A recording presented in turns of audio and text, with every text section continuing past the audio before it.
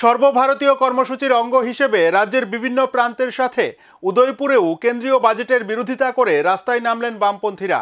কৃষক সভার উদয়পুর মহকুমা কমিটির উদ্যোগে সিপিআইএম জামতলা কার্যালয়ের সামনে বাজেটের প্রতিলিপি পুড়িয়ে প্রতিবাদ সভায় সামিল হলেন তারা। সভায় বক্তব্য রাখতে গিয়ে বাজেটের তীব্র সমালোচনা করেন বাম নেতৃত্বরা। কেন্দ্রীয় সরকার 2024-25 অর্থ বাজেটে বিরোধিতা জানিয়ে সারা ভারত কৃষক সভা উদয়পুর মহকুমা কমিটির উদ্যোগে জামতলা সিপিএম দলীয় অফিসের সামনে এক প্রতিবাদ সভা অনুষ্ঠিত হয় বৃহস্পতিবার। এই প্রতিবাদ সভায় অংশ নেন কৃষক নেতা নিতাই বিশ্বাস, প্রাক্তন বাম মন্ত্রী রতন ভৌমিক সহ পার্টির মহকুমা নেতৃত্বরা। ভারী বৃষ্টিকে উপেক্ষা করে এদিন বামেরা এই প্রতিবাদ সভায় সামিল হয়েছে।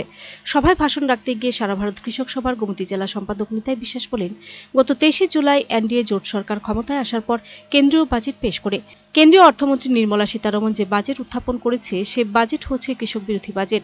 এ বাজেটে জনস্বার্থে কোনো ধরনের সুযোগ সুবিধা নেই।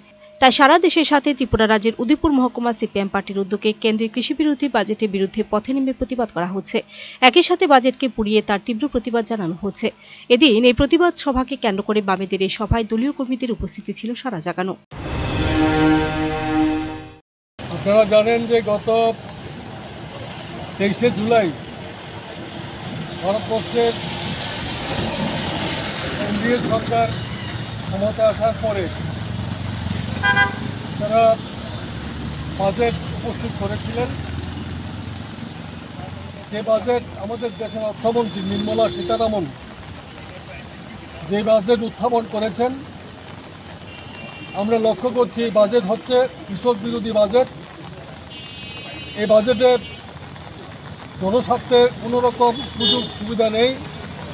শুধু কৃষক নয়, সারা দেশে কৃষক, শ্রমিক, মধ্যবিত্ত কর্মচারী, আপামর জনগণের কোনো রকম সুযোগ সুবিধা দেওয়ার কোনো সুযোগ নেই।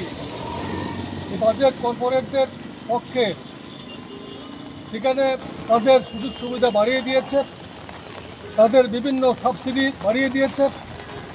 আমরা কৃষকরা চাইছিলাম আমাদের ফসলের ন্যায্য দাম, আমরা কৃষকরা চাইছিলাম যাতে কৃষকদের ন্যায্য দাম পাওয়ার একটা গ্যারেন্টি তৈরি করতে পারে এবারকার বাজেটে, এবং কৃষকরা যে ঋণ নিয়েছেন, কৃষি ঋণ নিয়েছেন, এই ঋণ মুকুব করা।